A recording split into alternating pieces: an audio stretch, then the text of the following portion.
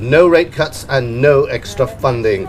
Unlike the Bank of Japan earlier today, the European Central Bank is sitting firmly on its hands. Katie Martin has been listening to Mario Draghi, the ECB president, explain what it's all about.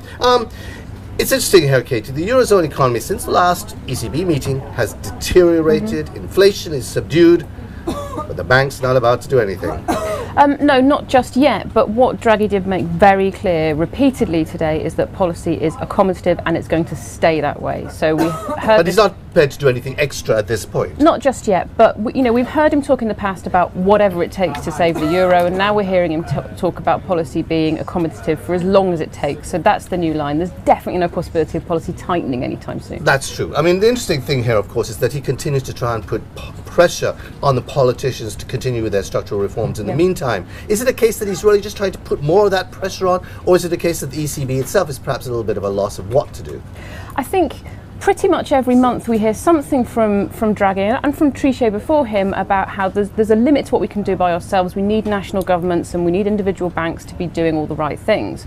That's in itself not a particularly new line, but what has become clear in this press conference is that they are trying to find ways to help unglue, for example, the credit markets for small businesses without taking the pressure off national governments and without overstepping the ECB's mandate. This is really hard. I mean, you mentioned the BOJ. It's an important comparison because Draghi was talking about there being very different sorts of central banks and very different structures, and the ECB is not the BOJ. That, the Bank of Japan. But that is interesting because, of course, the Bank of Japan earlier today came out with its big guns blazing, I should say, the fact that they want to end deflation after, about 10 years of it. And it does look as if they're certainly going to pour trillions of yen into the market, unlike the ECB, which just seems to be sitting there going, nope, we're not about to do anything yet. Yeah, I mean, the Bank of Japan really chucked the kitchen sink at it this Absolutely. morning. I mean, it'd be pretty extraordinary to see two central banks do that in one day. But it's more about, with Draghi, what he could do and what the safety nets are. I mean, he spoke a number of times about the bond buying plan, which hasn't yet been activated, but which could be activated. So he says we've got safety nets in place. That is an interesting point, is that they actually do have the safety nets, and they're planning to perhaps bolster those if needs be anymore. And one of the explanations that I've heard this afternoon as to why the euro pushed higher at the end of the press conference, or towards the end of the press conference, is that no, he didn't announce anything that could help lending conditions for small businesses, but he did talk about that as a possibility at some length, and so it's clear that the central bank is thinking about this. It's something that could come through. So this is the central bank that's thinking about how it can help. As he said himself, they're looking 360 degrees. 360 degrees. Non-standard. I thought 360 degrees. Going round in circles. Yeah. Okay, let's go back.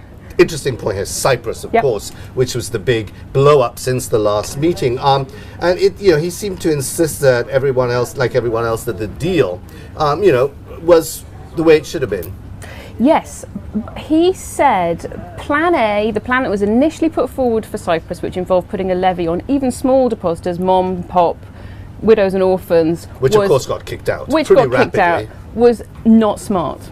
It was quickly rectified, he said, but it was not smart. That's important. That tells us something about the decision-making process that we have in Europe at the moment in terms of crisis fighting. Absolutely. But the other interesting thing, of course, is that he repeated what everybody else said. Hey, the deal we got, which of course included that levy, is not a template for other debtors. I mean, can we believe him on that, Katie? The T word, the template word. Utter it at your peril. There's a lot of confusion about this. Obviously, the head of the Eurogroup did imply that the sort of structure that we had in Cyprus could be seen again in other markets, and that has unnerved depositors, senior bank debt holders, and all the rest of it.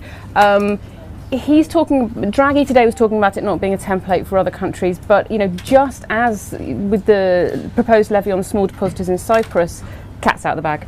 Absolutely, I think that sort of sums it up. Katie, thank you very much indeed.